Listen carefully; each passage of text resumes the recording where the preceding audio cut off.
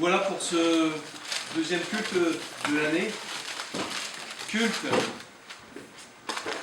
pour Dieu, pour notre Dieu, pour notre Sauveur. Culte, quand on prononce ce mot, ça vous fait penser à quoi? Adoration. Adoration. Communion fraternelle. Communion fraternelle. Service. Louange. Louange. 3 petits points. Révérence. Adoration. Reconnaissance. Toutes ces choses, eh bien, lors de notre culte, nous les offrons. C'est pas Dieu qui nous les prend, c'est Dieu qui a disposé nos cœurs ce matin, déjà rien que pour nous préparer. Aussi pour nous tenir, comme ça a été dit, dans la communion fraternelle, mais la personne centrale est notre Seigneur et Sauveur Jésus-Christ, envoyé par Dieu pour sauver ce que nous étions, des hommes et des femmes perdus. Donc on va dès à présent prier, demander au Seigneur de nous conduire dans ce temps de culte, pour que ce culte l'honore, le glorifie. Alors, on va courber nos fronts, si vous voulez bien, et on va demander au Seigneur sa grâce. Père Céleste, merci déjà de nous avoir permis de nous accorder le souffle de vie ce matin. Tu nous as aussi donné le vouloir de venir ici-bas, dans cette pièce, dans cette salle, dans cette assemblée, dans la communion fraternelle. Seigneur, nous voulons être aussi reconnaissants de ce que nous allons pouvoir, avec l'Esprit, élever le nom de Jésus, ce nom qui était élevé au-dessus de tous les noms. Seigneur, nous voulons nous placer, Seigneur, devant toi avec révérence, réalisant bien que tu es le Dieu saint, le Dieu très saint. Nous voulons aussi nous rappeler qu'à un moment donné, dans ta parole, tu as prononcé ceci: arrêtez et sachez que je suis Dieu. Seigneur, nous voulons réaliser encore aujourd'hui que tu es ce Dieu tout-puissant, créateur, mais aussi tu es celui qui aime à ce qu'on appelle Père. Et nous voulons te dire merci, notre Père, de nous avoir accordé cette grâce d'être présent en ce lieu. Bénis chacun, chacune, mais aussi ceux qui n'ont malheureusement pas eu la possibilité de venir ce matin. Tu connais les difficultés, tu connais toutes choses. Nous te prions, Seigneur, vraiment de nous accorder ta grâce pour que ce temps soit un temps qui t'honore et te glorifie. Merci Père, dans le nom de Jésus. Amen. Amen. Voilà. Ce culte, nous voulons le dédier à notre Dieu, lui offrir notre louange et notre adoration. Nous avons peut-être vécu cette semaine des grandes joies, comme aussi des peines. Nous savons maintenant que notre sœur Mathilde s'en est allée, elle a rejoint, le Seigneur a décidé de la reprendre. Bien, gloire à Dieu. J'ai donné, j'ai repris, c'est ce que le Seigneur fait. Il a donné, il a repris, que le nom du Seigneur soit béni. Et nous voulons ce matin, commencer ce culte aussi par une première lecture. Donc c'est mon frère qui avait choisi ces textes. Dans Josué, au chapitre 1er, et ce verset 5, on affectionne tout particulièrement et qu'on aimerait bien pouvoir vivre spirituellement à 100%. Ce verset qui nous dit « Tant que tu vivras », et là c'est Dieu qui parle à Josué, donc une parole de Dieu, « Tant que tu vivras, personne ne pourra te résister ou ne tiendra devant toi », ça dépend des versions, « car je serai avec toi comme je l'ai été avec Moïse, et je ne te délaisserai pas, et je ne t'abandonnerai pas. » Quelle parole, quelle promesse Et on peut dire que là, ce n'est pas une promesse, excusez-moi, hein, électorale. Hein, parce que les promesses électorales n'engagent que ceux qui les font. Hein. Que là, la parole de Dieu, eh bien, c'est quelque chose qui est oui et amen. C'est suivi d'action. La parole de Dieu est toujours suivie d'action. Et ce deuxième petit verset que l'on trouve un tout petit peu plus loin, au verset 9, « Je t'ai donné cet ordre. Prends courage et tiens bon. Ne crains rien et ne te laisse pas effrayer par quoi que ce soit. » Et on peut bien transposer avec ce que l'on a pu passer en 2020 et peut-être ce que l'on passera en 2021, de ne pas se laisser effrayer parce que peut-être cette année sera peut-être soit plus light ou peut-être plus dure. On ne sait pas. Mais on sait très bien que les choses ne vont pas s'arranger avec le temps. On sait très bien qu'il y a quelqu'un qui est en opposition totale avec Dieu et qu'il fait tout pour détruire son œuvre. Mais Dieu est souverain. Il est souverain sur toutes choses. L'Éternel, car moi, l'Éternel, ton Dieu, je serai avec toi pour tout ce que tu entreprendras. Qui veut dire Amen à cette parole?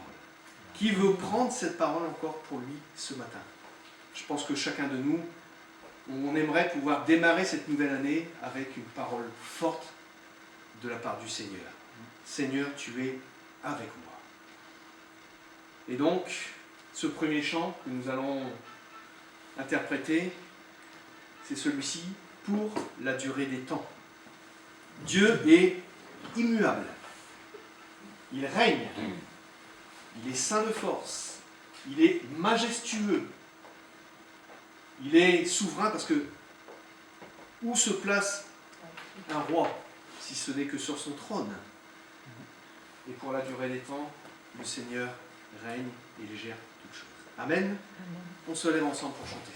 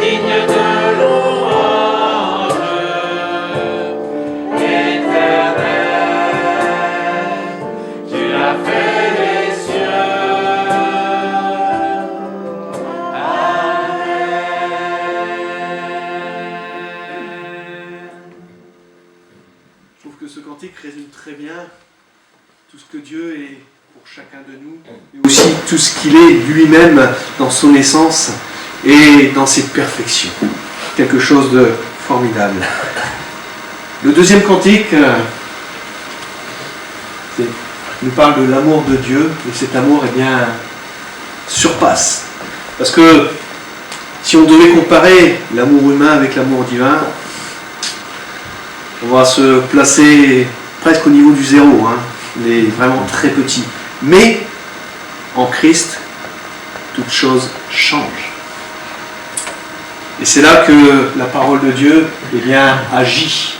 Parce que celui qui aime, nous dit l'apôtre Jean, est né de Dieu. Et donc, si cette parole a été écrite, inspirée par le Saint-Esprit, c'est que nous sommes en Christ capables d'aimer comme Jésus nous a aimés. L'amour de Dieu de loin surpasse ce que l'on peut dire un cœur humain. Il est plus grand que les espaces, même en l'abîme, il nous atteint. Il a été nous chercher au plus profond de notre misère et il nous a touchés dans sa grâce. On le chante.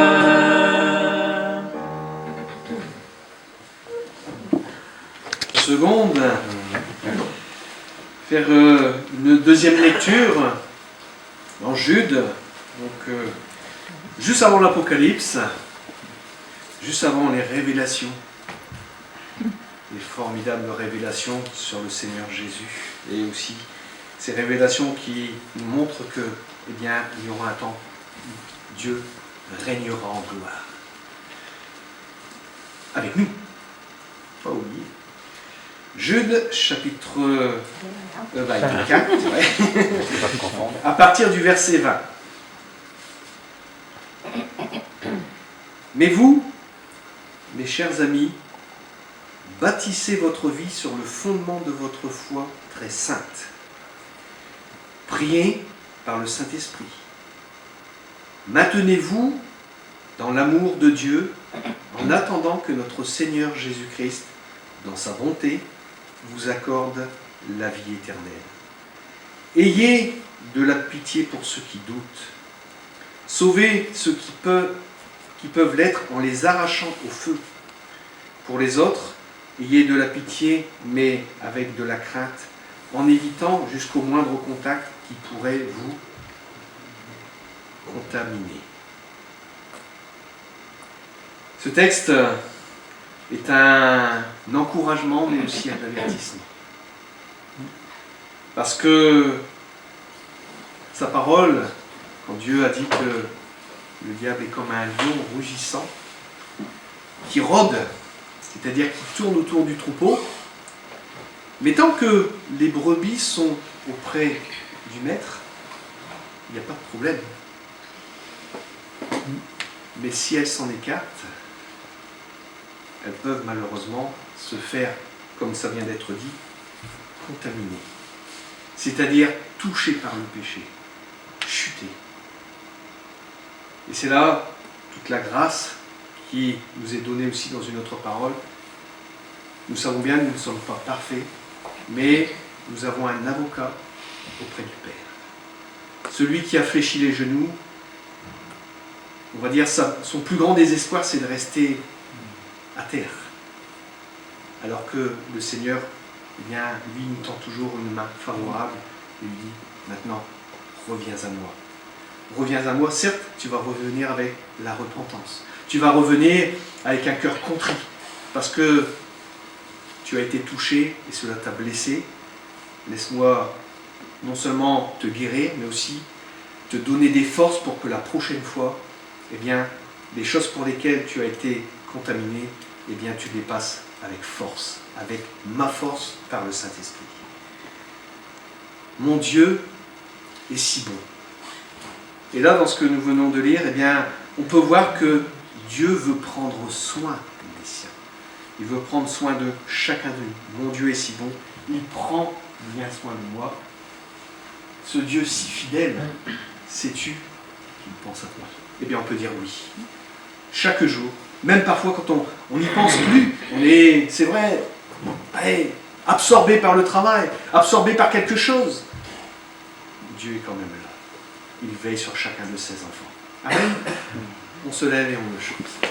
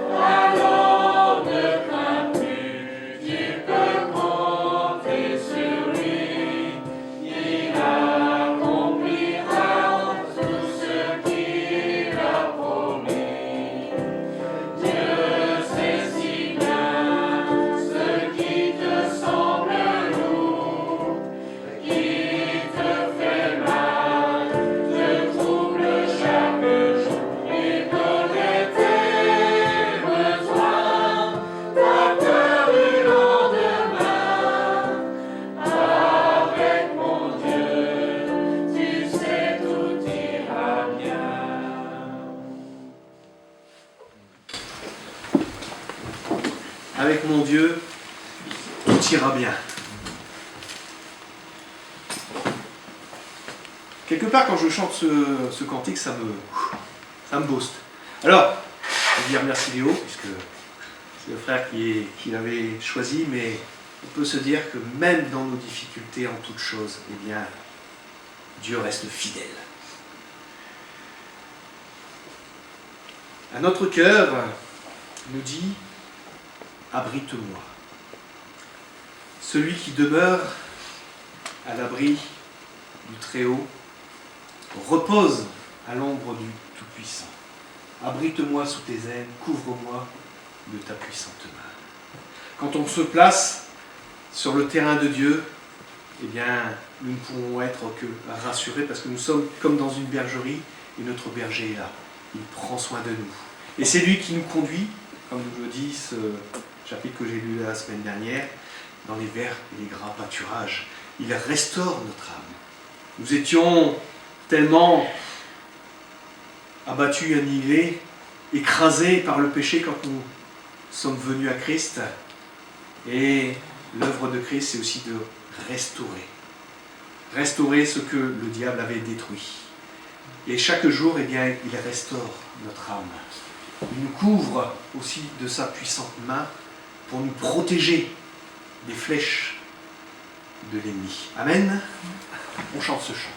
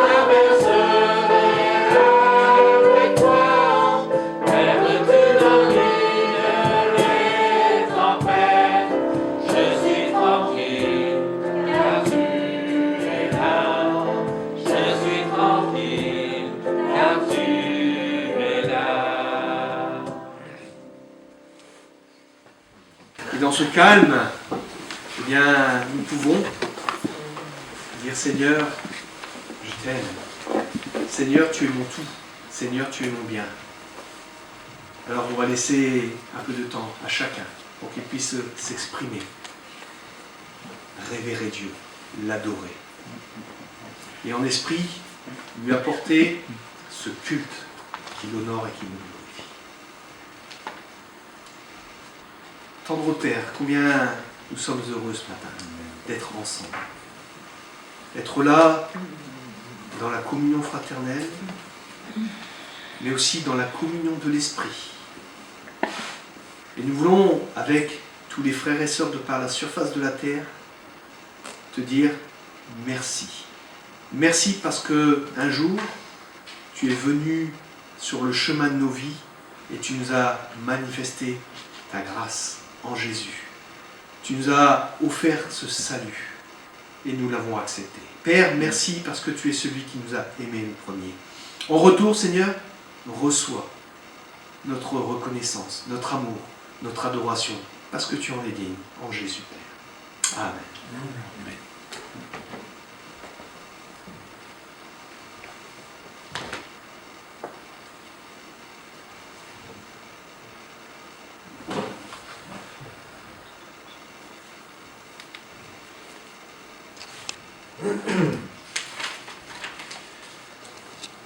Voilà pour ce premier temps, on va dire, culte. Nous allons maintenant avoir un temps un peu différent, puisque c'est ce moment où nous allons nous placer devant le Seigneur et aussi se rappeler, comme il nous l'a demandé, de prendre ce pain, ce vin en mémoire de lui. Donc je laisse... C'est donc... C'est Marc. Oh, pardon. Il y a eu un changement. Ok. Je te laisse donc toute la place, Marc.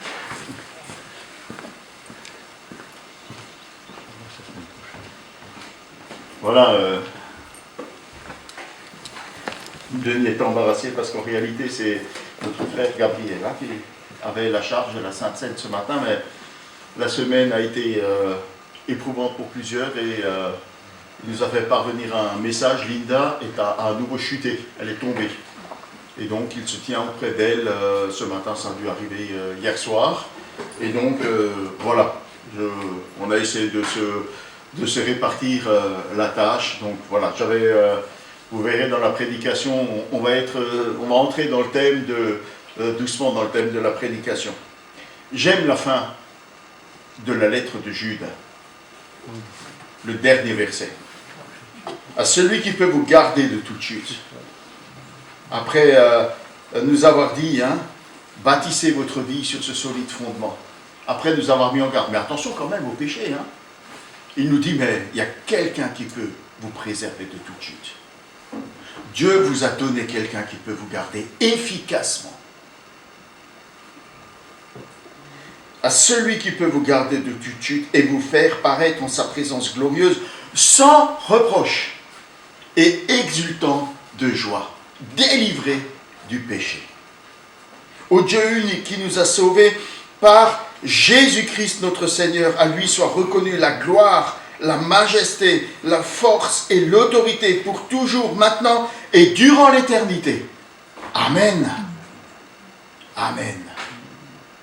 Qu'il soit honoré, glorifié, exalté, ce Dieu sauveur. Et ce Fils qui était auprès de Dieu, dans la gloire et dans l'éternité, et qui n'a pas regardé son égalité avec Dieu comme une proie à arracher, mais qui a accepté de se soumettre à l'autorité de Dieu, au plan de Dieu pour le salut des hommes, qui a accepté de se dépouiller de sa gloire, de venir en humanité pour souffrir et pour mourir à cause de notre péché. C'est ce texte que je voudrais lire avec vous ce matin en Ésaïe. Chapitre... Simon, excuse-moi, je commence au chapitre 52, verset 13.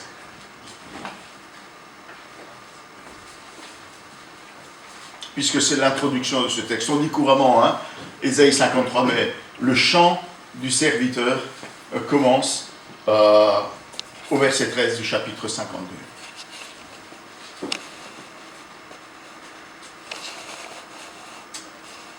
Voici, mon serviteur agira en toute sagesse, il sera haut placé, très élevé, grandement exalté. Beaucoup ont été horrifiés tellement son visage était défiguré, et tant son apparence n'avait plus rien d'humain, car il accomplira le rite de l'aspersion pour des peuples nombreux. Les rois, à son sujet, resteront bouche close, car ils verront eux-mêmes ce qui ne leur avait pas été raconté. Ils comprendront ce qui ne leur avait pas été annoncé. Qui a cru à notre message? À qui a été révélée l'intervention de l'Éternel? Il a grandi tout droit, comme une jeune pousse, ou comme une racine sortant d'un sol aride. Il n'avait ni prestance, ni beauté pour retenir notre attention, ni rien dans son aspect qui pût nous attirer. Il était méprisé, abandonné des hommes, un homme de douleur, habitué à la souffrance. Oui, il était semblable à ceux devant lesquels on détourne les yeux. Il était méprisé, et nous n'avons fait de lui aucun cas. Pourtant, en vérité, c'est de nos maladies qu'il s'est chargé. Ce sont nos souffrances qu'il a prises sur lui, alors que nous pensions que Dieu l'avait puni, frappé et humilié. Mais c'est pour nos péchés qu'il a été percé. C'est pour nos fautes qu'il a été brisé. Le châtiment qui nous donne la paix est retombé sur lui et c'est par ses blessures que nous sommes guéris. Nous étions tous errants, pareils à des brebis. Chacun de nous allait par son propre chemin. L'Éternel a fait retomber sur lui les fautes de nous tous. Il était maltraité et il s'est humilié. Il n'a pas dit un mot, semblable à un agneau mené à l'abattoir, tout comme la brebis muette devant ceux qui l'attendent. Il n'a pas dit un mot. Il a été arraché à la vie avec violence, suite à un jugement. Et qui parmi les gens de sa génération s'est soucié de son sort lorsqu'on l'a retranché du pays des vivants? Il a été frappé à mort à cause des péchés que mon peuple a commis. On a mis son tombeau avec celui des criminels et son sépulcre avec celui des riches, alors qu'il n'avait pas commis d'acte de violence et que jamais ses lèvres n'avaient produit la tromperie. Mais il a plu à Dieu de le briser par la souffrance. Bien que toi, Dieu, tu aies livré sa vie en sacrifice de réparation, il verra une descendance. Il vivra de longs jours et il accomplira avec succès ce que désire l'Éternel. Car après avoir tant souffert, il verra la lumière et il sera comblé. Beaucoup de gens le connaîtront. Et pour cela, mon serviteur, le juste, leur accordera le statut de juste et se chargera de leurs fautes. Voilà pourquoi je lui donnerai une part avec ces gens nombreux. Il partagera le butin avec la multitude, car il s'est dépouillé lui-même jusqu'à la mort, et il s'est laissé compter parmi les malfaiteurs, car il a pris sur lui les fautes d'un grand nombre. Il a intercédé en faveur des coupables. Voilà ce qu'a fait le zèle de l'Éternel. Voilà ce qu'a produit l'amour de Dieu pour nous. Jésus-Christ a accepté de se soumettre et d'aller jusqu'à la mort. On sait ce que ça lui a coûté. On sait la lutte dans le jardin de Gethsémane, où le texte nous dit qu'il sua des grumeaux de sang, tellement la lutte était intense.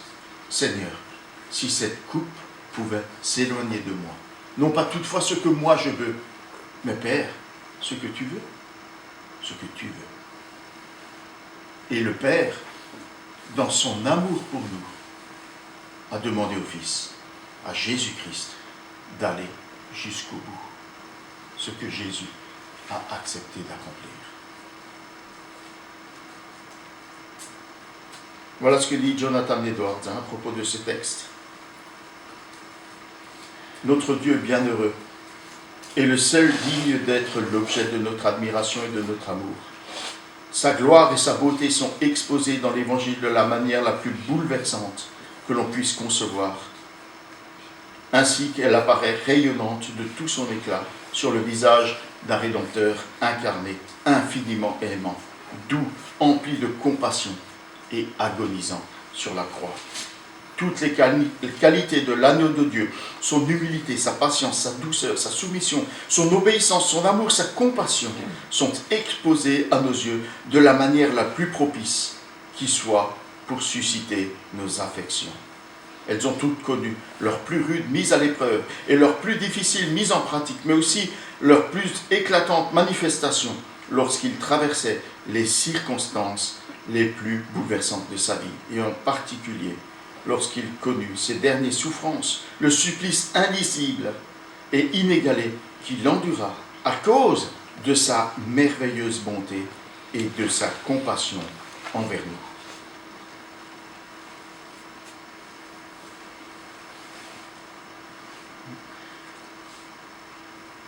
À celui qui peut vous garder de toute chute et vous faire paraître en sa présence glorieuse, sans reproche, exultant de joie. Oui, à ce Dieu unique qui nous a sauvés par Jésus-Christ notre Seigneur, à lui soit reconnue la gloire et la majesté, la force et l'autorité, depuis toujours, maintenant et dans toute l'éternité. Amen.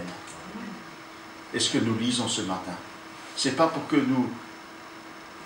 nous lamentions et que nous nous frappions la poitrine, mais que comme Jonathan Edwards nous le dit, nous soyons, voilà, cette affection soit suscitée dans notre cœur et que la louange, la reconnaissance, l'adoration montent vers notre Dieu et vers le Sauveur qui nous a donné Jésus-Christ. Alors, je n'ai pas préparé de chant. en regard avec ce texte, j'aime bien chanter Chef couvert de blessures. C'est un chant que j'aime particulièrement. Mais je ne veux pas vous l'imposer ce matin. Si vous avez un autre chant qui vous tient à cœur, qui est adapté à se souvenir de ce que Jésus a payé pour nous et à faire monter vers le trône la louange, la gloire et l'adoration, je vous en prie, proposez-le simplement. Il y a un chant proposé? Très bien.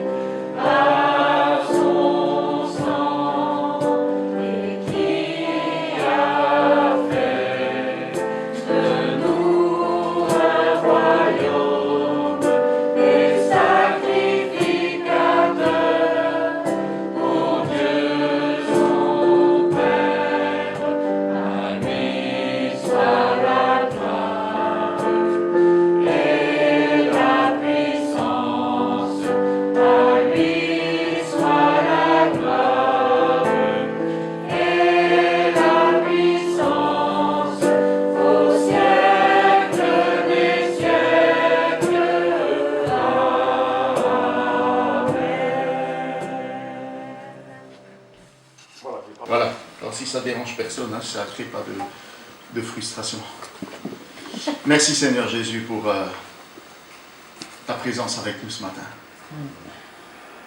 Merci d'une manière bien plus grande pour ta présence dans nos vies et dans nos cœurs, dans notre vie quotidienne, de t'avoir avec nous, près de nous, pour nous.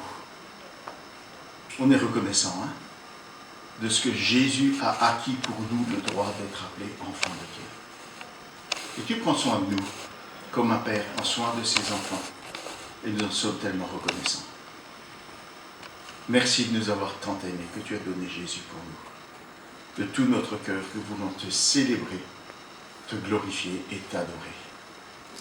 Merci de nous avoir cherchés et trouvés là où nous étions, loin de toi, dans les ténèbres, dans les angoisses, dans le désespoir de ce monde-là. Merci d'avoir bouleversé et transformé nos vies. Merci de nous avoir donné une vie qui vaut la peine d'être vécue. Merci pour cette parole qui a touché nos cœurs, cette parole que nous voulons encore entendre ce matin. Et on te demande qu'elle continue à produire son œuvre dans nos vies et dans nos cœurs, pour t'apprendre à te connaître mieux, pour nous apprendre à te servir mieux, pour nous apprendre à t'aimer mieux. Que ce soit le cas pour nous, comme pour nos enfants. Que ta parole et ton esprit soient actifs pour œuvrer en nous, pour ta gloire et pour l'avancement de ton règne. Nous te le demandons dans le nom de Jésus. Amen. J'aimerais retourner avec vous ce matin dans la première épître de Pierre. On va poursuivre la lecture de cette épître. C'est le souhait qui avait été fait au moment où on a décidé des prédications. Et donc, je vais poursuivre un petit peu. Ce matin, on va voir ce passage qui nous parle de « Soyez soumis à vos supérieurs hiérarchiques ». Super. Mais il va un peu plus loin, ce texte. Et il a une deuxième recommandation, une deuxième injonction. Supporter la souffrance injuste. Ça va souvent de pair, n'est-ce pas? Oui, je vois des têtes qui acquiescent. Ah, les chefs et les patrons, quelle joie. C'est pour ça qu'il y a le dimanche, pour leur échapper.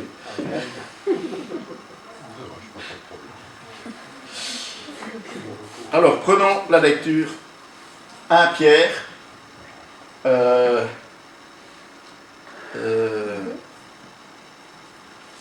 Où je suis moi? Je suis 1 Pierre 2, c'est ça? 18. Et je suis en train de chercher, voilà, c'est ça. Je n'étais pas au bon verset. Je me disais, c'est bizarre, on n'a pas la même chose. Donc, serviteurs, soumettez-vous à votre maître avec toute la crainte qui lui est due, non seulement s'il est bon et bienveillant, mais aussi s'il est dur. En effet, c'est un privilège que de supporter des souffrances imméritées par motif de confiance envers Dieu. Quelle gloire y a-t-il en effet à endurer un châtiment pour avoir commis une faute? Mais si vous endurez la souffrance tout en ayant fait le bien, c'est là un privilège devant Dieu. C'est à cela que Dieu vous a appelé, car Christ aussi a souffert pour vous, vous laissant un exemple pour que vous suiviez ses traces. Il n'a commis aucun péché, ses lèvres n'avaient produit la tromperie. Injurié, il ne ripostait pas par l'injure. Quand on le faisait souffrir, il ne formulait aucune menace, mais remettait sa cause entre les mains du juste juge.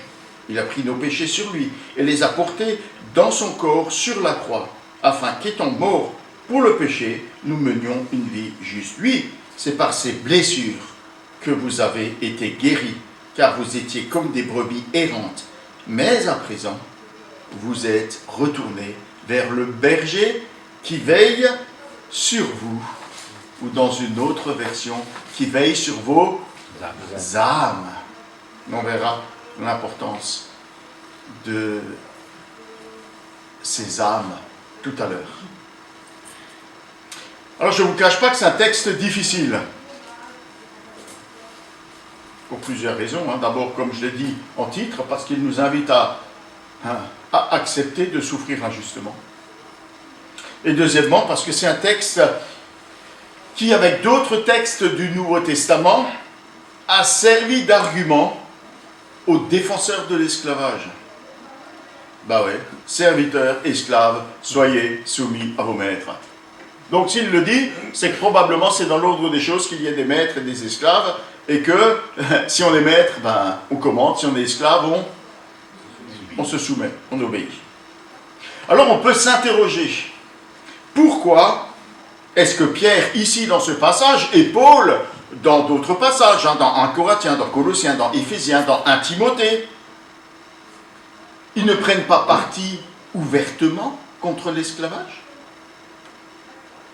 N'est-ce pas une condition inhumaine pour l'homme, la femme, l'enfant, qui est assujetti de force?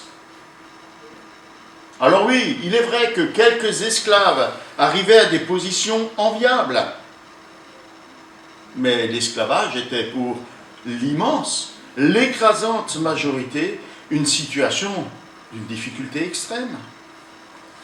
L'esclave était livré au bon vouloir de son maître. Il n'avait aucun droit. Il était réduit au niveau, au rang d'objet. Voilà ce que disait le philosophe Aristote. Un homme ne peut être injuste à l'égard d'un esclave, puisque c'est sa propriété. Comprenez? Bon, on peut faire ce qu'on veut, un esclave. Hein. D'autres, par contre, d'autres consciences s'interrogent, hein, tel un autre philosophe, Sénèque, qui dit, que dira-t-on? Ce sont des esclaves, mais ils sont des hommes. L'histoire rapporte plusieurs tentatives de lutte contre l'esclavage ou contre la servilité. Alors j'ai retenu que 3 exemples les plus célèbres, les plus connus, hein, tels Spartacus, gladiateur d'origine thrace qui de 73 à 71 avant Jésus-Christ a défié Rome. Ses exploits vont se solder par la crucifixion de 6000 esclaves le long de la Via Appia entre Rome et Cordoue. 6000 crucifixions, une haie le long de la Via Appia entre Rome et Cordoue d'esclaves crucifiés. 5000 autres fuyards sont massacrés par Pompée dans le nord de l'Italie.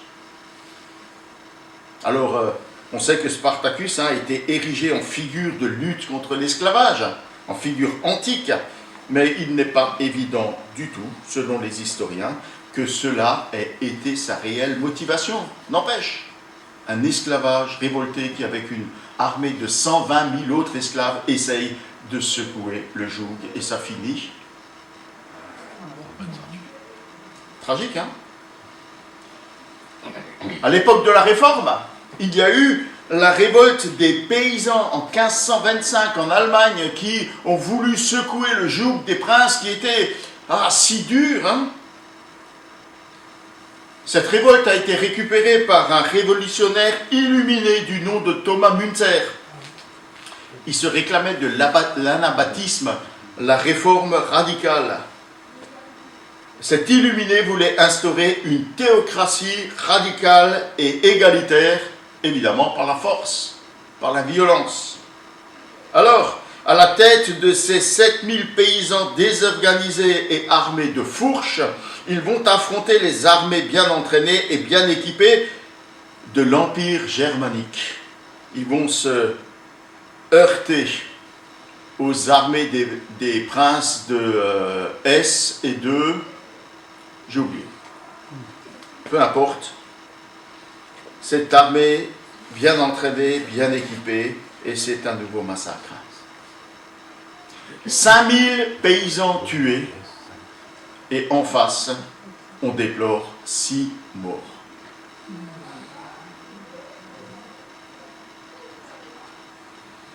C'est absolument hallucinant ce qui s'est passé. Hein. Enfin bref, je ne peux pas m'étendre. Plus près de nous, 1861 à 1865, les férus d'histoire, la sécession, la guerre de sécession, ouais, qui officiellement lutte pour la libération des esclaves des États du Sud.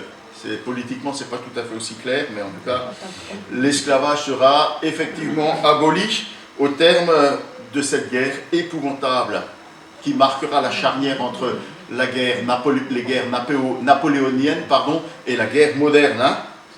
750 000 soldats tués, 500 000 soldats blessés, plusieurs dizaines de milliers de victimes parmi la population. Lutte contre l'esclavage égale bain de sang. Il y a eu plus de morts pour la guerre de sécession que pour la Deuxième Guerre mondiale, pour les soldats américains. Ouais. Ça a été une guerre horrible. On se rend compte que dans la lutte contre l'esclavage, comme dans toute lutte contre les discriminations, ça se transforme en bain de sang. D'ailleurs, il n'y a qu'à regarder dans l'histoire de notre pays, les diverses manifestations, révolutions qui ont eu lieu. Et est-il étonnant que Dieu n'ait pas appelé à lutter contre l'esclavage? Ça aurait donné quoi? Un bain de sang. Un bain de sang. Alors le Seigneur s'y prend de manière différente. D'abord, dès les temps antiques, les temps anciens, il donne une loi qui protège la vie humaine. Il donne de la valeur à la vie humaine. Elle empêchait également cette loi qu'un frère soit réduit à l'état d'esclavage. Ce qui en dit long sur l'avis de Dieu concernant cette question.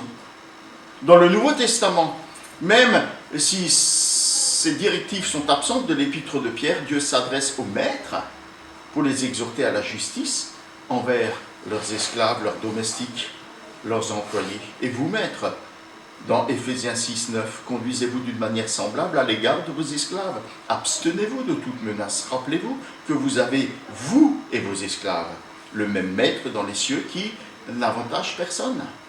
Vous ne serez pas avantagés devant Dieu parce que vous êtes maître. Dans Colossiens, maîtres, traitez vos esclaves d'une façon droite et juste. Rappelez-vous que vous avez vous aussi un maître dans le ciel et qui dit que chacun sera traité de la manière dont il aura traité les autres. C'est redoutable, n'est-ce pas? Dieu est attentif aux injustices commises par les maîtres. Il les tiendra pour responsables de leur mauvais traitement. Dès Malachie, il annonce, oui, le Seigneur de l'univers déclare, je viendrai au milieu de vous pour vous juger. Je m'empresserai d'accuser ceux qui pratiquent la magie, qui commettent l'adultère, qui prononcent de faux serments et qui retiennent le salaire des ouvriers, qui oppriment les veuves et les orphelins ou qui font du tort aux étrangers, tous ceux qui ne tiennent aucun compte de moi. Dans Jacques, vous avez refusé de payer le salaire des ouvriers qui travaillent dans vos champs. C'est une injustice criante. Les plaintes de ceux qui rentrent vos récoltes sont parvenues jusqu'aux oreilles de Dieu, le Seigneur de l'univers. Vous avez vécu sur la terre dans le luxe et les plaisirs. Vous vous êtes engraissés comme des bêtes pour le jour de la boucherie. Vous avez condamné et mis à mort des innocents. Ils ne vous résistent pas. Dieu tirera vengeance de ces situations. Alors il faut se rendre à l'évidence. Jésus n'est pas venu de la part du Père juste pour améliorer un petit peu la création ou pour rendre la société un tout petit peu meilleure et un petit peu plus juste. Jésus est venu pour inaugurer une nouvelle création et un royaume de justice. Et il nous invite dès à présent à vivre comme des citoyens de ce nouveau royaume dans ce temps présent qui est, de toute évidence, marqué par le péché, par l'injustice et par la souffrance. Alors de quelle manière? D'abord, il nous invite à la soumission par crainte de Dieu. On a vu dans les prédications précédentes, peut-être elles sont plus très fraîches dans vos mémoires, que la soumission mutuelle est l'un des grands principes de cette nouvelle création. L'Évangile nous enseigne à renoncer à dominer et à exploiter notre prochain. Il nous exhorte à nous mettre au service de l'autre en toute humilité, comme Jésus-Christ a accepté de le faire et comme nous l'avons déjà rappelé ce matin. Alors c'est d'autant plus vrai. On l'a vu pour nos autorités, mais aussi pour nos supérieurs hiérarchiques, pour nos patrons sur nos lieux de travail. Alors c'est vrai, il y en a qui sont bons et agréables, mais il y en a qui sont désagréables, et d'autres, enfin, sont franchement exécrables. Dans mon expérience professionnelle, il m'a été donné de travailler avec chacune de ces catégories. Et c'est pas toujours facile, hein, loin s'en faut. Comme vous, j'en ai vu, j'en ai entendu, j'en ai subi des vertes et des pas mûres, hein, comme on dit. Je pense à Denis, hein, je pense aussi à Corinne, mais aussi à d'autres qui ont affaire à des supérieurs pour le moins pénibles. Je pense à nos sœurs qui nous viennent du continent africain et qui acceptent des emplois d'aide à domicile pour des employeurs qui sont assez indélicats, qui semblent profiter de la situation. Notre travail, notre empressement, notre fidélité au travail ne doivent pas dépendre du caractère de notre employeur, mais de notre appartenance au peuple de Dieu. Et Paul encourage les Éphésiens, esclaves, obéissez à vos maîtres d'ici-bas humblement, avec respect d'un cœur sincère, comme si vous serviez le Christ. Ne le faites pas seulement quand ils vous surveillent pour leur plaire, ne faites pas les faillots, mais accomplissez la volonté de Dieu de tout votre cœur, comme des esclaves en Christ. Servez-les avec bonne volonté, comme si vous serviez le Seigneur lui-même et non des hommes. Rappelez-vous que chacun, qu'il soit esclave ou libre, sera récompensé par le Seigneur selon le bien qu'il aura fait. Nous sommes donc invités à cette soumission dans les circonstances faciles comme dans les circonstances difficiles, par crainte, par respect, par amour pour Dieu, par amour pour notre Seigneur. Et en étant soumis et respectueux envers nos employeurs difficiles, voire insupportables, nous démontrerons notre amour, pas pour notre employeur, mais pour Dieu. Et il y a un bonus. Nous accumulons des récompenses pour notre vie future dans le royaume de Dieu. Et cela, à chaque fois que nous faisons ce qui est juste et bien, Dieu nous attribue une récompense. C'est motivant. Moi, je trouve que c'est motivant. C'est pas inutile. On ne subit pas inutilement. Dieu le voit et il en tient compte pour nous. Il en tient compte en notre faveur, être soumis à nos supérieurs. Ensuite, Pierre va plus loin et devient encore plus exigeant. Il nous dit que subir la souffrance injuste est une grâce. Vous savez, le risque, quand on vit une situation d'injustice, surtout si elle est intense et si elle perdure, c'est de réagir conformément à notre ancienne nature et de réagir conformément à l'esprit de ce monde. Alors vous l'avez déjà fait, ou vous y avez déjà assisté sur vos lieux de travail. On peut devenir négligent. On fait qu'une partie, où on fait son travail avec tellement de bonne volonté, que ma foi, en disant, j'en fais bien assez pour ce que je gagne. Vous avez jamais entendu ça? Si, hein? Ça, on l'a tous entendu. Le collègue qui dit, ouais, je m'en fous, de toute façon, j'en fais bien assez pour ce que je gagne. On risque d'être gagné par ça. On peut devenir révolté, irrespectueux envers l'autorité. On refuse de se soumettre, d'obéir. On injurie les supérieurs. Qui n'a jamais entendu un employé envoyer son supérieur se faire... Ouais, je ne voulais pas le dire au micro, se faire voir ailleurs. Avec cette excuse, il ne me respecte pas, donc moi je ne le respecte pas non plus. Je vous dis des choses que j'ai entendues sur mon lieu de travail. Il n'a aucun respect pour moi, je ne le respecte pas non plus qu'il aille se faire. On peut devenir voleur de ce qui appartient au patron. Je pense à ce gars qui me disait, je ne quitte jamais l'entreprise, il était peintre, sans emmener un ou plusieurs pots de peinture. Ou des pinceaux, ou enfin quelque chose. Il faut que j'emmène quelque chose. De toute façon, le patron, il nous vole, alors il n'y a pas de raison, c'est justice. Ça non plus, vous ne l'avez jamais entendu? Vous l'avez peut-être dit. Hein? Ben oui. Alors le texte de Pierre nous dit que si nous réagissons de cette manière, ben, on justifie les mauvais traitements dont nous pouvons être l'objet. Ben, si tu agis mal, ben, tu risques d'être puni pour le mal que tu fais. C'est tendre le bâton pour être battu. Heureusement, hein? Heureusement. Dans notre société moderne, on a des possibilités pour nous défendre quand les mauvais traitements vont trop loin. Je pense totalement au harcèlement, à la manipulation.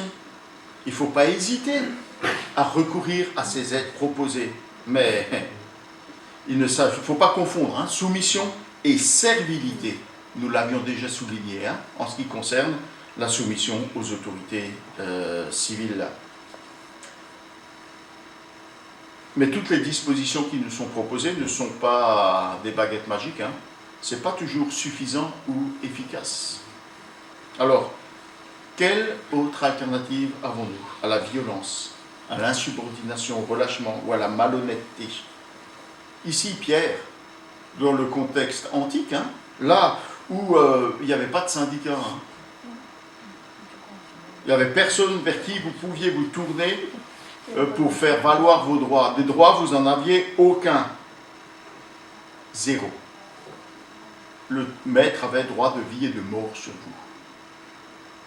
Dans ce contexte, Pierre dit, vous savez, c'est une grâce, c'est un privilège devant Dieu de souffrir injustement en voulant lui obéir. Ça reste vrai.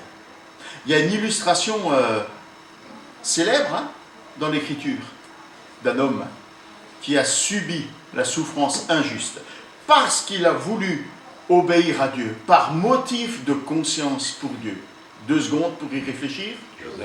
Joseph. Vous savez, Joseph, il a été vendu par ses frères parce que il lui en voulait. Hein. Bon, il avait un peu poussé à la roue du chariot hein, pour se retrouver dans cette situation, mais quand même, ils ont été un peu loin. Ils voulaient d'abord le tuer, et puis ils se sont dit, si on le vend, on va gagner un peu d'argent. Donc ils l'ont vendu, il est devenu esclave en Égypte, il a été dans la maison de Potiphar, et là, il a fait de son mieux. Il a tellement bien fait qu'il est devenu le responsable, l'intendant de la maison, enfin voilà, il s'est bien débrouillé. Jusqu'à ce que la femme de Potiphar se dise, il est beau gosse, hein? Je le mettrais bien dans mon lit. Et Joseph a dit, mais comment je pourrais pécher contre Dieu de cette manière-là? Par motif de conscience, il a refusé de céder au péché. Récompense pour Joseph, il est passé d'esclave à prisonnier. Il s'est trouvé à Londres. Par motif de conscience. Il ne voulait pas pécher contre Dieu. Il a aimé Dieu plus que les avantages qu'il aurait pu avoir en étant l'amant de la patronne.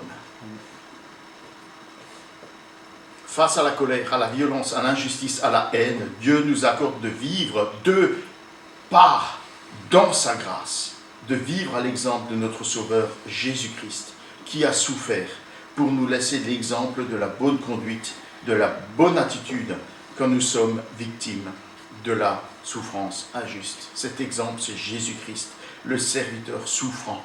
Il est notre modèle.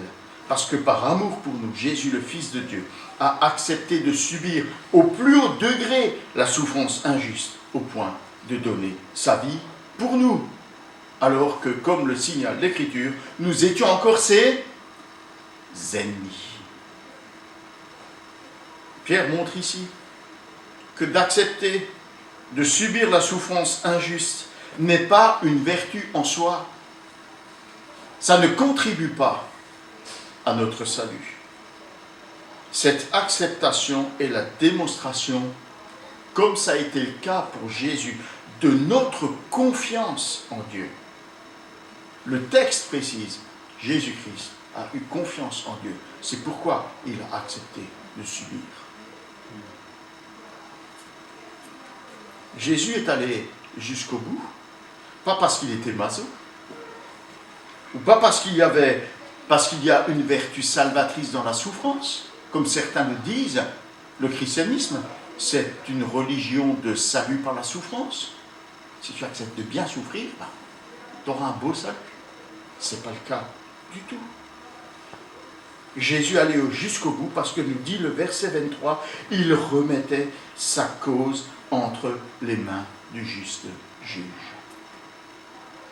Et c'est cette même confiance que nous sommes appelés à placer en Dieu le juste juge. Remettre notre cause, notre situation entre les mains de Dieu, en sachant qu'il va juger avec justice. Pas la peine de chercher à me faire justice moi-même. Dieu te rendra parfaitement justice à son heure. Et sois-en certain, les méchants, impénitents, ne lui échapperont pas. Nous, on aime les justiciers fracassants et violents. Vous savez, ceux qui sont avec des costumes, là, ceux qui sont à la mode dans ce monde, qui pour détruire un méchant, détruisent la moitié d'une ville. Mais ils ne sont pas à la mode dans l'évangile, ni dans le royaume de Dieu. Parce que Dieu, il est venu, Jésus est venu pour sauver, pas pour détruire. Alors, cette attitude de Jésus, elle a deux conséquences pour nous. D'abord, nous dit le texte, la guérison, le pardon de nos péchés. Nous sommes, grâce à lui, désormais délivrés du péché et capables de vivre pour la justice. Ensuite, et c'est tellement beau, nous ne sommes plus errants. Nous ne sommes plus sans appartenance. Nous ne sommes plus sans défense. Nous ne sommes plus sans espérance. Dieu est notre berger. Il est le gardien de nos âmes. Et comme je le faisais remarquer dans la lecture du début, ce mot est important. Pourquoi? Parce que pour Dieu, nous sommes des personnes vivantes. Nous sommes des êtres chers. Nous sommes estimables à ses yeux. Nous ne sommes pas, comme c'était le cas pour des esclaves, des objets sans importance et sans valeur.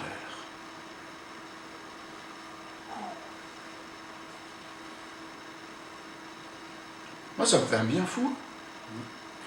Moi, ça me fait un bien fou. Tu n'es pas qu'un simple numéro de sécurité sociale. Tu n'es pas qu'un simple numéro d'embauche aux yeux de Dieu. Je pense à mon père, qui était employé agent SNCF, et qui sur chaque document, la première chose qu'on lui demandait, c'était son numéro. Ça finissait par 036T. Je me souviens de ça, le reste, je ne m'en souviens pas. Mais il devait indiquer ça partout, sur tous les formulaires, c'était la première chose. Numéro d'agent.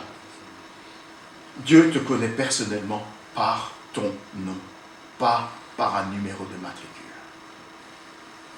Tu n'es pas un numéro de matricule. Alors cette grâce que nous avons reçue de sa part, par la soumission à nos supérieurs, même à ceux qui sont des peaux de vache, nous la communiquons à celles et ceux qui nous maltraitent par notre soumission dans la souffrance injuste.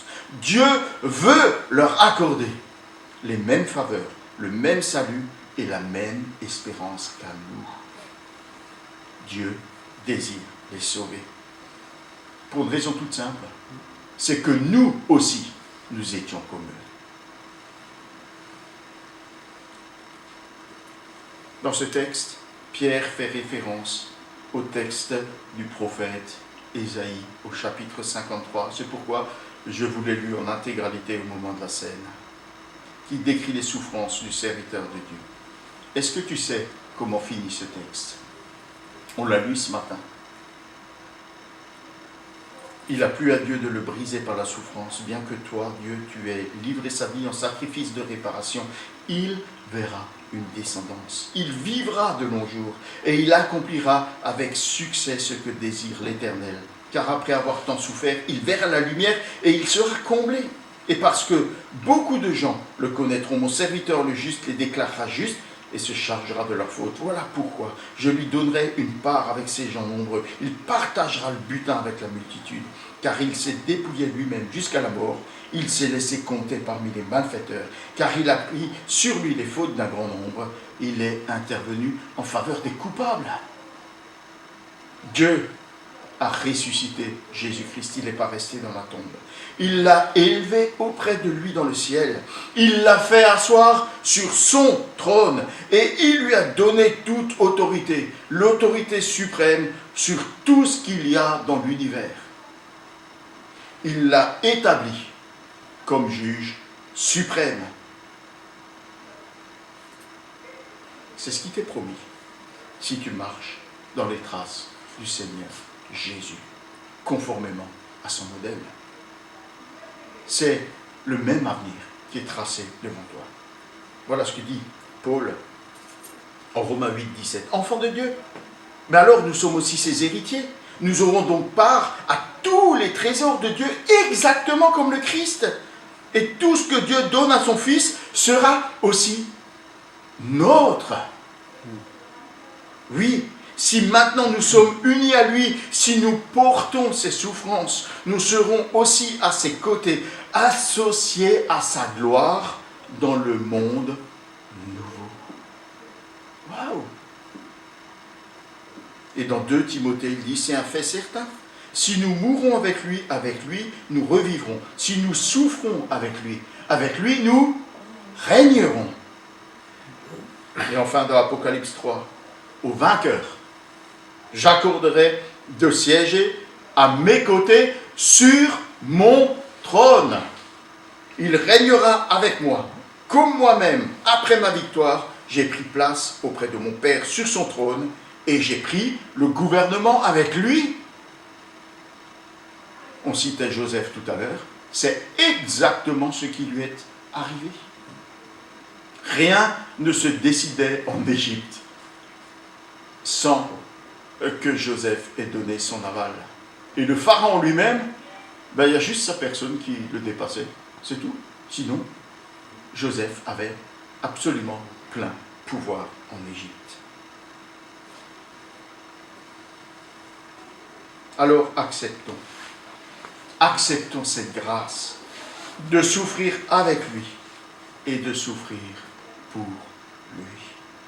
Il nous accordera aussi la grâce de régner avec lui dans la gloire éternelle. Alors au sein de la souffrance injuste que nous subissons, ayons pleinement confiance en lui. Amen.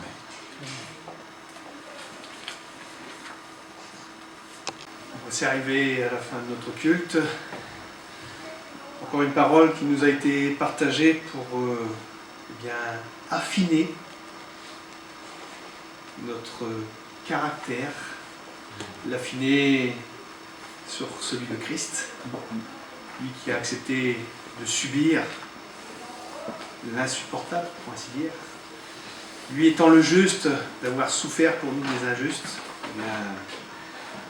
faisons note de cette parole et que le Saint-Esprit nous aide à vivre ces choses. Et pour tous ceux qui travaillent encore, bon courage.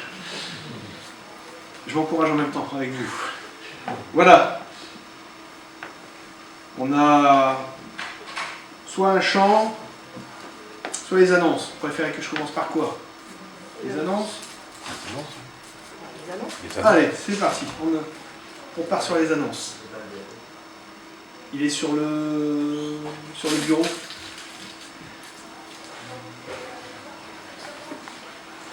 Quelques microsecondes. Et c'est parti.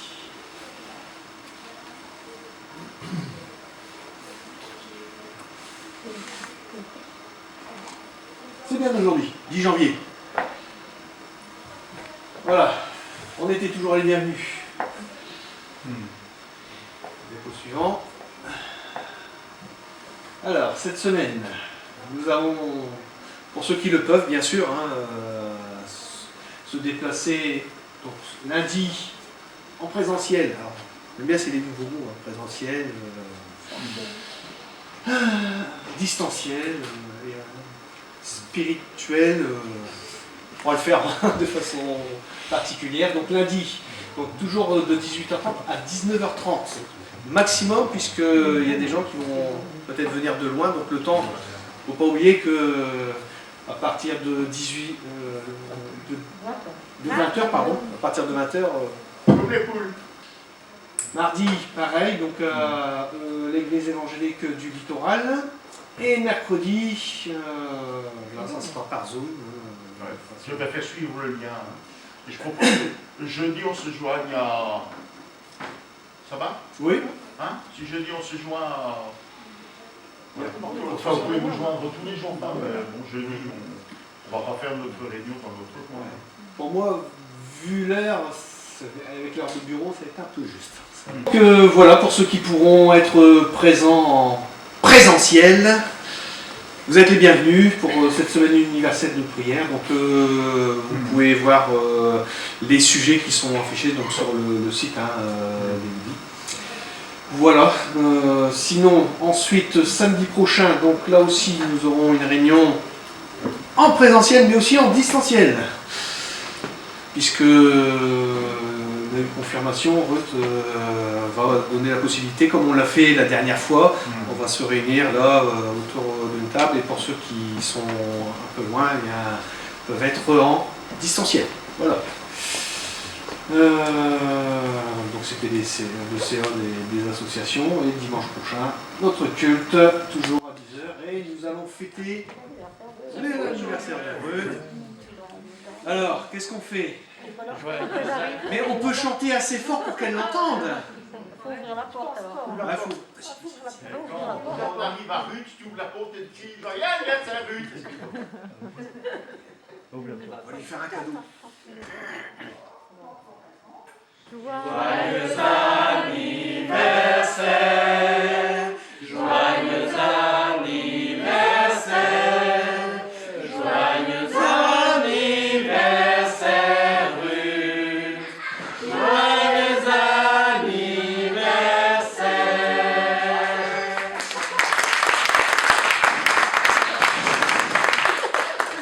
Voilà, on l'applaudit pour ses 20 ans.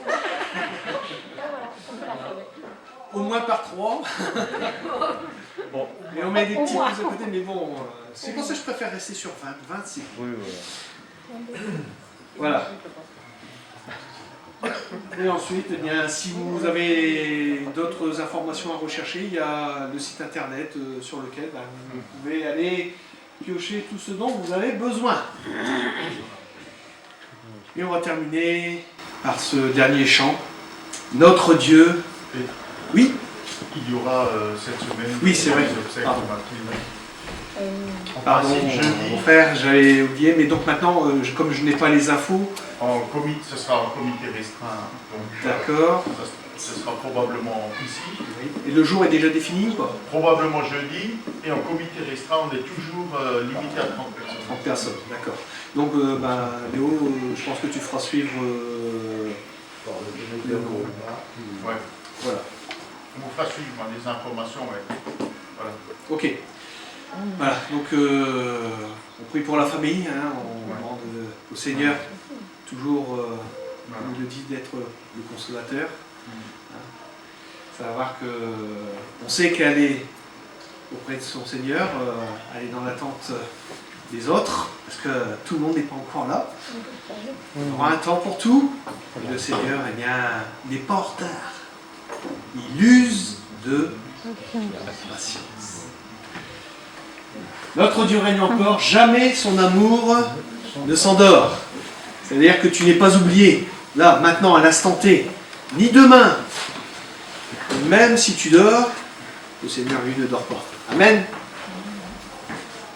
Le vent se déchaîne, le cœur sont en peine, mais Dieu nous conduit jusqu'au bout.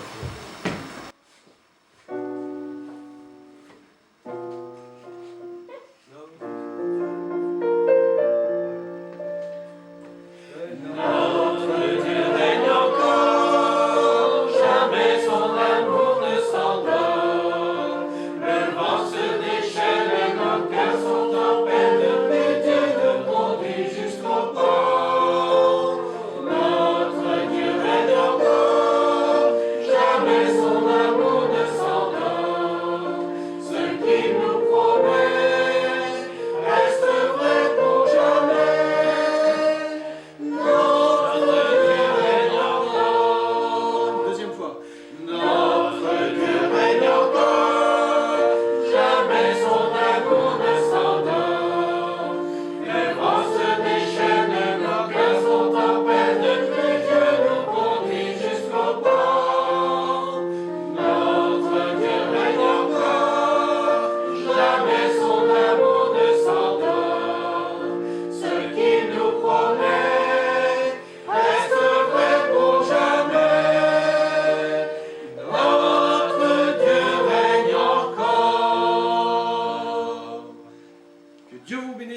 semaine et qu'il soit avec chacun de vous.